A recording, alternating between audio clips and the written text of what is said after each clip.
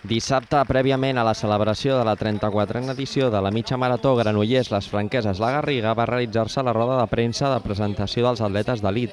Un acte que, a diferència d'anteriors edicions, va realitzar-se en un dels punts neuràlgics de Granollers, la Porxada, perquè la gent pugui gaudir dels principals referents de la cursa de diumenge. Que és un lloc molt bo per poder fer presentacions i la gent ho veu, ho viu i realment ha quedat superbé. L'acte, a més, de comptar amb els corredors i corredores africans i europeus, també va comptar amb la representació de l'entitat organitzadora, l'Associació Esportiva La Mitja i la Federació Catalana d'Atletisme, que també ha volgut ser present a l'esdeveniment.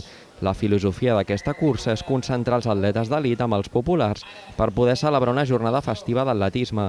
Però ja dic que la filosofia és aquesta, no? Per la Federació Catalana i també per la mitja en si, és aglutinar el que és els atletes de nivell amb els atletes populars. El 80% dels que sortiran el diumenge són, el 90% són atletes populars, que els agrada córrer, van al seu ritme i s'ho passen bé.